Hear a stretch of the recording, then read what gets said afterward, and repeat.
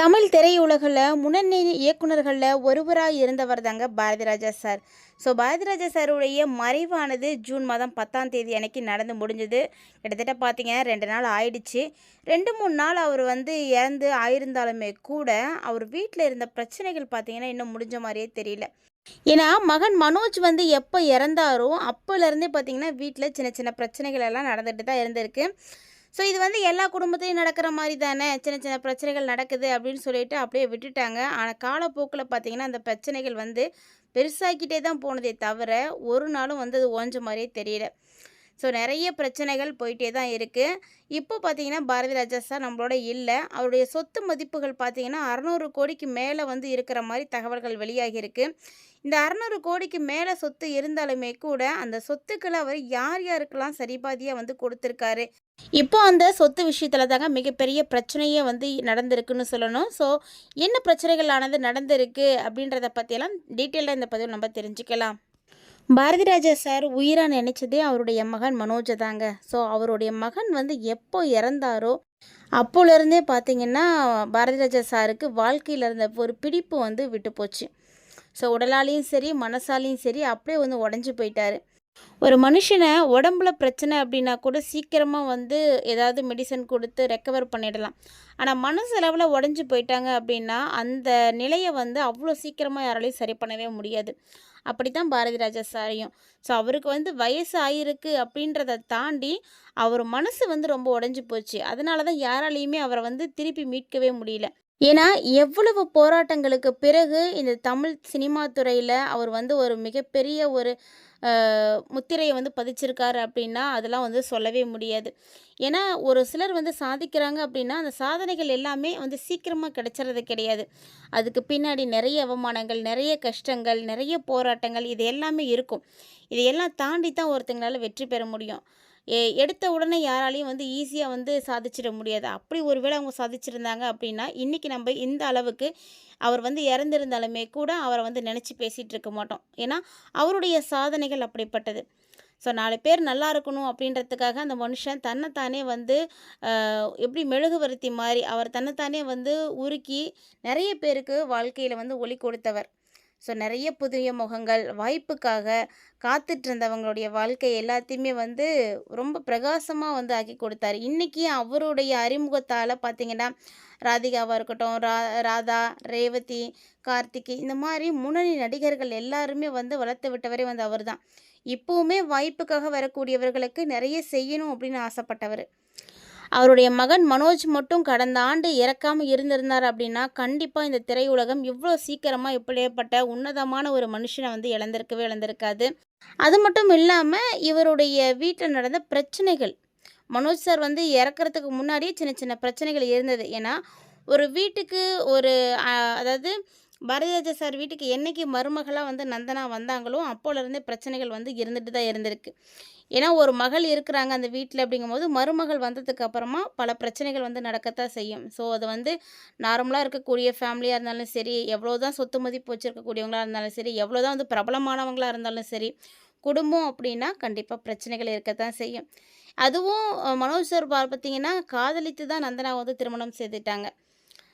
முறைப்படி அவங்களுக்கு எந்த விதமான ஏற்பாடுகளும் நடக்கலை. அவர் விரும்பின பொண்ணை அப்பாவோட சம்மதத்தோடு மேரேஜ் பண்ணிக்கிட்டார், அவ்வளோதான். அதில் பாரதிராஜா சார் ஃபஸ்ட்டு சம்மதம் கொடுக்கல அப்படின்னாலுமே கூட நந்தனாவை மீட் பண்ணி பேசினதுக்கு அப்புறமா அவர் ரொம்பவே பிடிச்சி போச்சு நந்தனாவை. அவருடைய கேரக்டர் ரொம்ப பிடிச்சிருச்சு.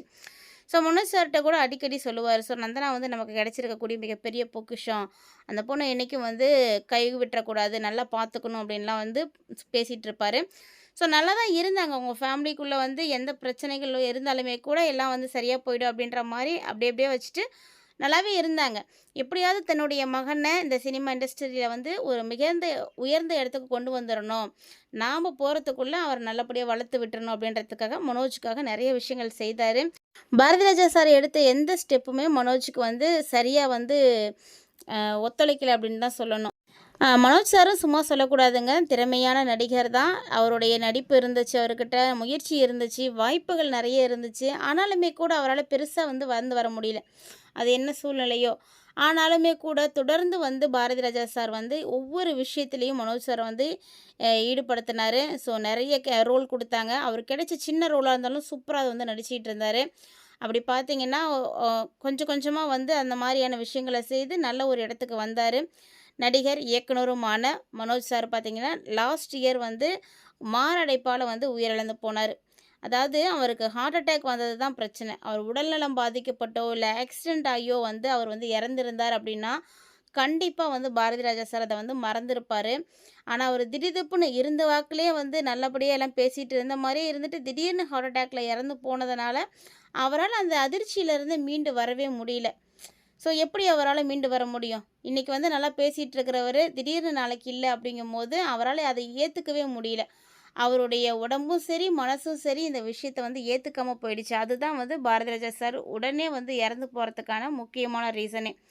ஸோ இவ்வளோ சொத்துக்கள் இருந்தாலுமே கூட யாருக்கு கொடுக்கணும் அப்படின்றதையும் வந்து அவர் வந்து ஏற்கனவே வந்து கால்குலேட் பண்ணிட்டு போயிட்டாரு. ஸோ ஒவ்வொருத்தருக்கும் தேவையானதை செஞ்சு கொடுத்துட்டு தான் போயிருக்காரு.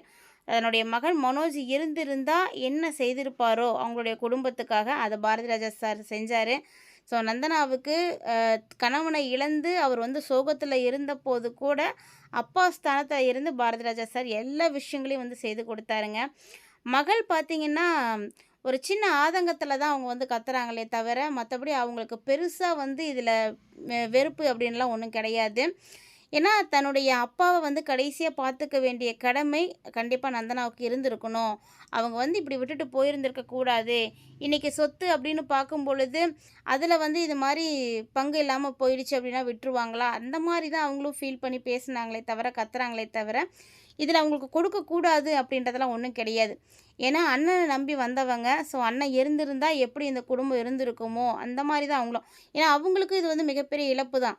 சொல்ல முடியாது இல்லையா? ஏன்னா அண்ணனையும் இழந்துட்டாங்க, அப்பாவையும் இழந்துட்டாங்க அப்படிங்கும்போது இன்றைக்கி அவங்க தனியாக நிற்கிறாங்க.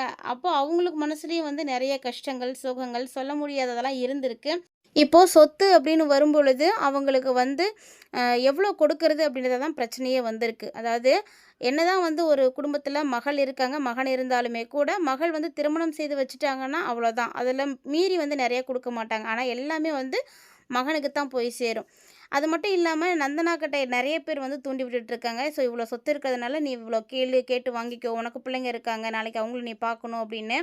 ஆனால் மகள் வந்து அவ்வளோலாம் கொடுக்க முடியாது அப்படின்ற மாதிரி பேசிகிட்டு இருக்காங்க.